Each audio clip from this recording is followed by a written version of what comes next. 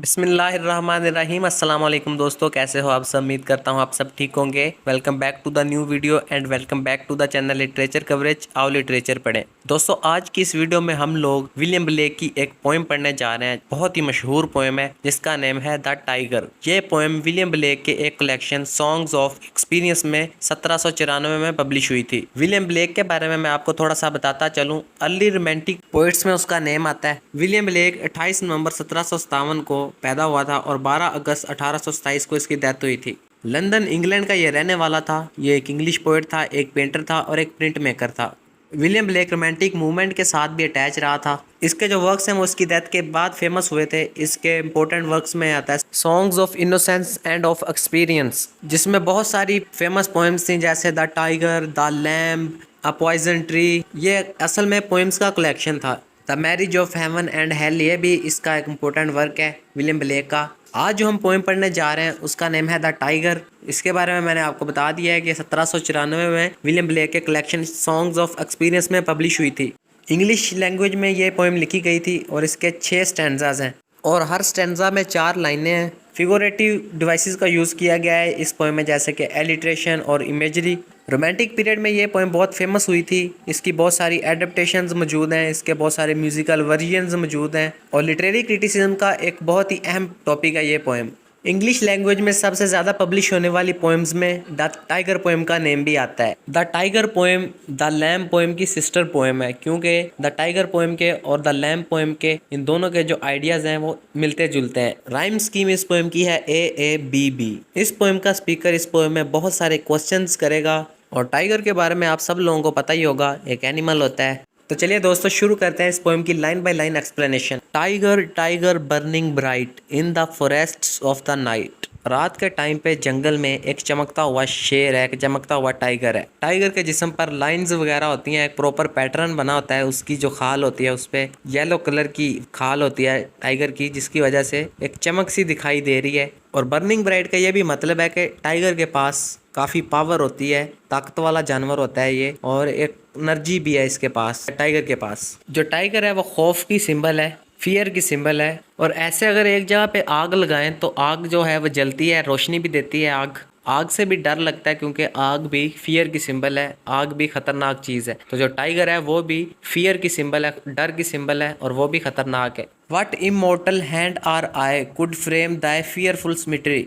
किस तरह के इमोर्टल हाथों और आंखों ने तुम्हें यह खतरनाक शक्ल दी है। पोएम का स्पीकर ऐसे लग रहा है जैसे टाइगर से क्वेश्चन कर रहा है। यहाँ पे क्रिएटर की बात हो रही है जिसने टाइगर को बनाया है।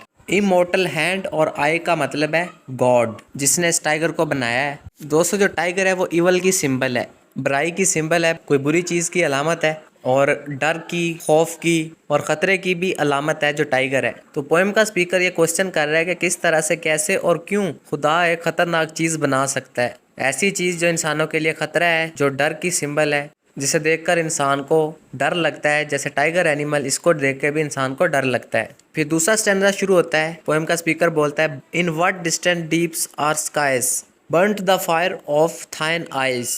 टाइगर की आंखों में ऐसे लग रहा है जैसे आग जल रही है, और ये चीज़ टाइगर को और ख़तरनाक और खौफनाक बना रही है। टाइगर की आंखों में जो आग है वो किसी बुराई की, किसी इवल की सिंबल है। थाइन का मतलब है your, थाइन eyes your eyes.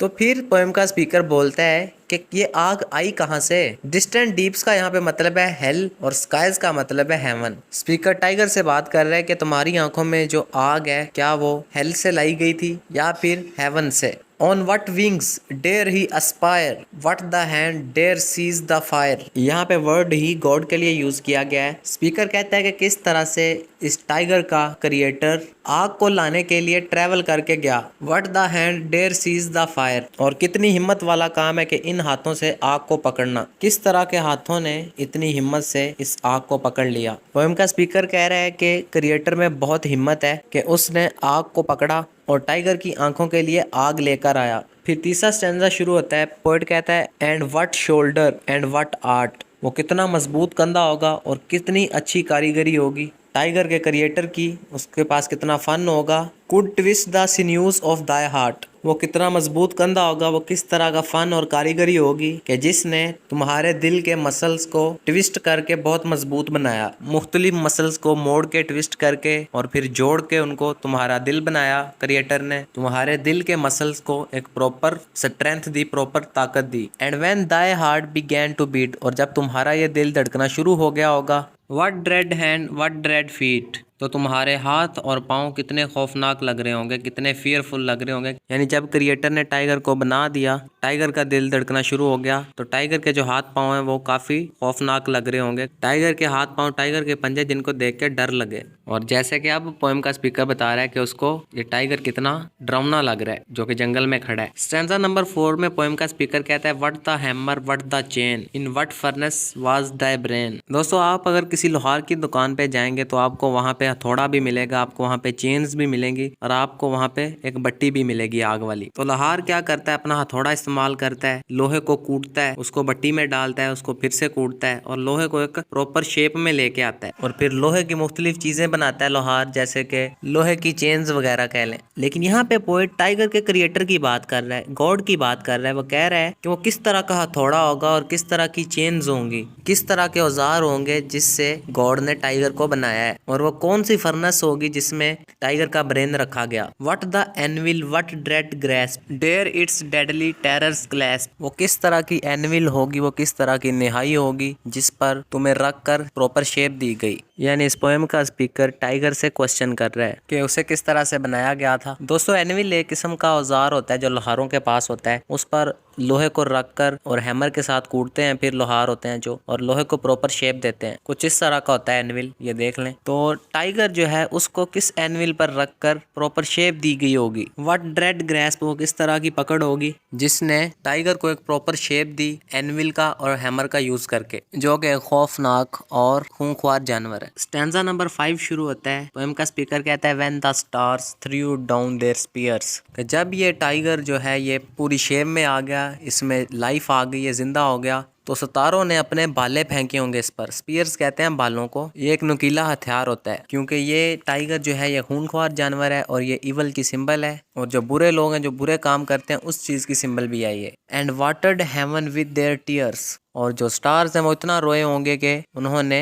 Haven भर दी होगी अपने आंसुओं से। Did he smile his work to see, यहाँ पे एक पोएम का स्पीकर टाइगर से सवाल कर रहा है, क्या अब वो अपने काम को देख के, अपने वर्क को देख के खुश होता होगा। यानी गॉड ने टाइगर को बनाया है, तो क्या गॉड अब टाइगर को देख के खुश होता होगा कि उसने इसको बना दिया। Did he who made the lamb make thee, यहाँ पे फिर से सवाल कर रहा है इस पोएम का स्पीकर टाइगर से, क्या तुम्हारा क्रिएटर वही है, क्या जिसने लैम को बनाया था उसने ही तुम्हें बनाया है। यानी ये सवाल कर रहा है इस पोएम का स्पीकर टाइगर से, क्या टाइगर का और लैम का क्रिएटर एक ही है। स्टैंजा नंबर 6 स्टैंजा नंबर 1 के साथ मिलता जुलता है, लेकिन थोड़ा सा फर्क है। स्टैंजा नंबर 1 की जो आखिरी लाइन थी उसमें कुड का लफ्ज़ यूज़ किया है पोइट ने, और स्टैंजा नंबर 6 में जो आखिरी लाइन है उसमें डेयर का लफ्ज़ यूज़ किया है कुड की जगह पे। आखिरी स्टैंजा का ये मतलब है, स्पीकर ये कहना चाह रहा है कि गॉड ने टाइगर को क्यों बनाया। इस ज़मीन पर खुदा ने और भी बहुत सारे मासूम से जानवर बनाए हैं, जैसे कि लैम्ब, वो एक मासूम सा इनोसेंट सा जानवर होता है, और जो टाइगर है वो तो तबाही मचाता है, वो तो लैम्ब को खा जाता है। तो दोस्तों, लैम्ब का मतलब है कि अच्छे लोग हैं दुनिया में, और टाइगर का मतलब ये है कि बुरे लोग भी हैं अच्छे लोगों के साथ साथ। ये भी एक मतलब है इस पोएम का।